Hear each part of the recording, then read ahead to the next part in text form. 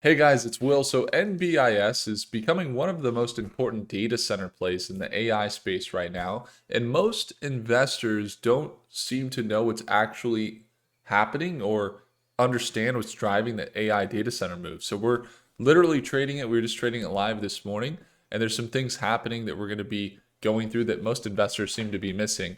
And we're also, before we get into actually, we just opened up early access to that 10K trading challenge where 79 people already registered on what we call the green list to be able to save their seats for this open registration tomorrow. All we ask is just that you answer 2 questions when you join the challenge so we can make it custom tailored to you. The link is in the description below if you want to be there when we open up that 10K trading challenge. So let's get into it. So once again, NBIS, there's some things happening here that most people don't seem to understand. But we could also expect that there's going to be a lot of volatility in this data center market. First thing is the market of data centers seeing a lot of volatility this morning. APLD is down 3%, BITF is down 4%, IREN is down 4.6%. So you're seeing some corrections, not corrections, but some downward pressure on the data center market. Then you see overall direction for companies like NBIS has been pretty bullish, but seriously finding some volatility at market open here. Once again, we're in here. We've been in here since yesterday or the day before, actually, waiting around this $118 price point here on NBIS and expecting a move of about 10% to 12% potential up to this $133 range. So we're going to continue to watch here. And the reason why we're watching it is because almost every time this happens like clockwork, you get the Fed meeting that comes out. Okay, the Fed meeting will come out, and then you have not FedEx, but the Fed announcing that they're unchanging in their decision to adjust the rates. So there's no changes, and there's uncertainty right now. They mentioned this a few times from the Iran war. And almost every time when it's uncertainty from inflation data or it's uncertainty from, the impacts from stimulus or impact from, let's say COVID or any of the impacts that we've seen over the last few years, the Fed rate almost always, when this happens, you're going to see the market sell off. And when it happens, the recoveries are just as sporadic. And so while oil prices topped about $119, Brent futures topped $119 in the Middle East, and Micron stock even had very strong earnings, so semiconductors very strong, still they sold off. And then unemployment system that we're looking at as well, some of the experts were saying it's pretty inadequate unemployment benefits that we've been seeing lately. But I mean, really just looking at the data in general, it doesn't look very good. There's nothing there that says, oh, this is really good. The AI markets, on the other hand, do have a lot of data that's bullish. However, they've sold off. So a good example of that would be, looking at Oracle recently. Oracle had really great earnings. They continue to sell off. They're one of the top AI companies. They're up about 1.87% today. So they are still holding a little bit bullish now. But Micron Technology, they came in, crushed their earnings. They continue to grow. They're down 4% today. And that's after a sell-off that we saw even pre-market. So they've actually seen some sell-offs from $480 down to here around $425. And so while the market direction in the macro is having some downward pressure, you're still seeing a lot of these AI companies come out with tremendous earnings. And I think that that's going to be one of the scales that tip. Because if you think about it, almost always, what happens when you get the market going up? Does the data in the economics make a lot of sense? Or does it sometimes even favor poor economic conditions? It's actually interesting. If you look at stimulus or scared people or communities or just society around the stimulus of more money printing, and that the inflation increases, what oftentimes happens stocks actually almost become easier to obtain, easier to buy, more stimulus, more money going into the economy or into the stocks.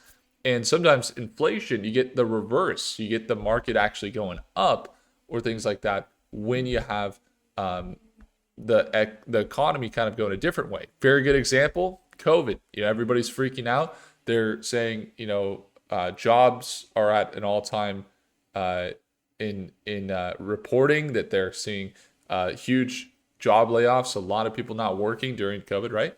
And then you have the post or right around that time, the market is like hitting record highs as well. And so this is very common. And when the retail gets exhausted or when the data looks bad and the red kicks in, that is when a lot of times the market starts to recover and we see a lot of bullish momentum. And so that's kind of what we're looking at here is the data center market selling off. We are here to look for the buying opportunities. Kind of see APLD selling off here as well. And we saw this dip down. So again, we're looking for about a 12% trade over on NBIS currently. And that's going to be one we're watching throughout. Now, why would we be trading it? Why are we buying the dips even when they're fairly high? Well, if you were to look at NBIS, for example, I'll pull it up here in Prophecy app. One thing to consider is the projections into the next 6 months to the next year. We have projections from Gemini, for example, when we give it all of the real-time data that project as much as 42% over the next 6 months. And then into the next year, 66% bullish. Now, Claude is the most bearish with a conservative 24% return projection into this. Actually, ChatGPT is the most bearish, which it oftentimes is, into the next year of just 22%. But Grok coming in at 40%, Gemini coming in at 65%. And this nearest support level around 110 held very nicely for NBIS in the last few days. And we've seen them come out with some very interesting earnings recently. They not only have seen more buys than sells on the institutional side of things, about 4-1. On the insider side of things, it looks a little similar as well. I was looking at that over on NASDAQ, not seeing that data here. $23 billion market cap, and they just signed a $27 billion deal with Meta, and that's on top of some of the other deals that they've had come out recently. So if you were to look at NBIS from a perspective, and you're looking at APLD, or you're looking at BITF, or even let's say the semiconductor market in general, or NVIDIA, or what have you, one of the key factors is always going to be, is this company actually seeing real world usage? And then on top of that, are they seeing real world financial increase? And so far, 500% increase in revenue, up to 227 million in the last quarter. Looks good there. The balance sheet is up to about $5 billion in equity.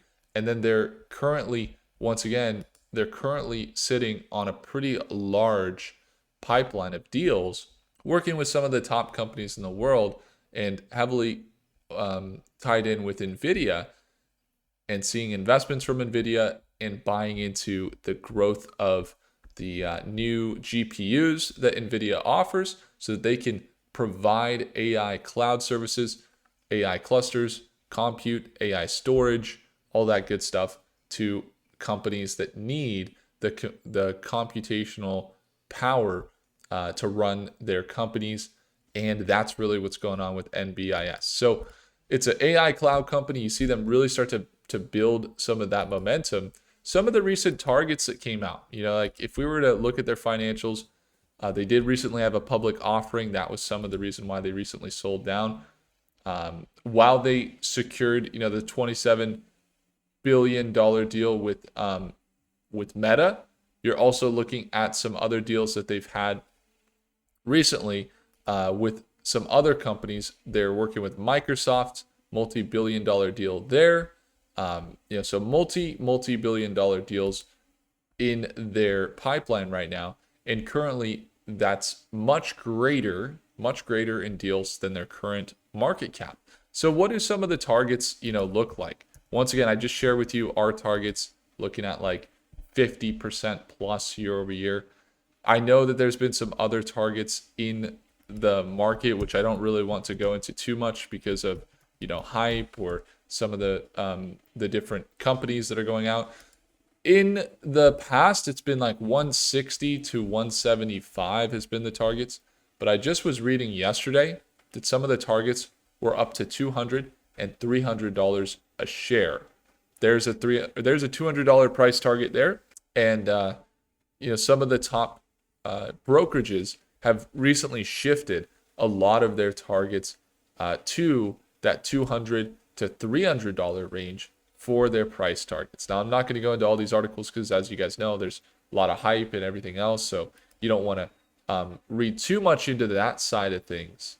But if you were to look at the deals that they've gotten, the continuation of revenue increases, they've really been just upgrading. There's a 130 target that was back in November, and they've been holding true to that. Once again, they're at $117 now. So that's kind of the move that we're in right now as we're watching these levels. And once again, bought near this level of support, kind of looking for the continuation of this trend, and that they're able to get back up into that $132 range. And we're going to be watching it throughout the rest of today and most likely into tomorrow as we're looking at this trade from a 10 to 15% margin for profit potential and managing risk somewhere between that 3 to 5% is where we're kind of if we were to lose more than about 3% here, probably be selling this trade. But we are going for about 12 to 15% profit. So that's kind of the move there. So we'll keep you guys up to date on that one. And if you would like to ever tune on into our live sessions as we had this morning, second link below in the description there. And then if you would ever like to, and then once again, the green list is open. If I were to show you what it looks like, I don't know if I can pull it up here. Let's see. This is our current list of people. You could see that we have over 83. We got 95 people that have already gotten into the challenge surveys. They've answered the 2 questions. These are all the people. You got Minoki, you got Chris, you got MD, you got Caria, you got Rodrigo, Kenneth, Thorsten, all these people that are ready to jump into this 10K trading challenge that we have opening up registration on Saturday. So if you want to get onto the green list so that you can have the ability and reservation for the VIP spot in the challenge that we're running, then I would encourage you to just get the first link below to have a look there. And it's free to go ahead and enter. The reason that we have it is for questions like this. How do we determine stop loss? Good question. What period of time is considered short term? A day, a week, a month? All these questions, we actually have some really good questions. Ideal entry and exits, so that's a big focus for us.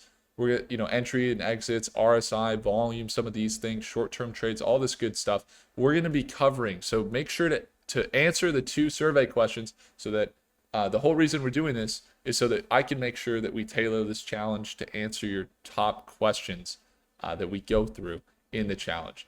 So once again, we're doing this, so just answer those 2 questions in the first link below. Get on the green list. So when we open up registration for the 10K trading account challenge, where I'm going to go with 10K, trade live in front of you for 5 days. Never done anything like this before. Go there in the first link below to take a look. I'll keep you guys up to date on the NBIS position. If you do want to see more data center, quantum, space stocks, make sure to subscribe. Do consider hitting the like button, and I'll see you in the next video. Take care.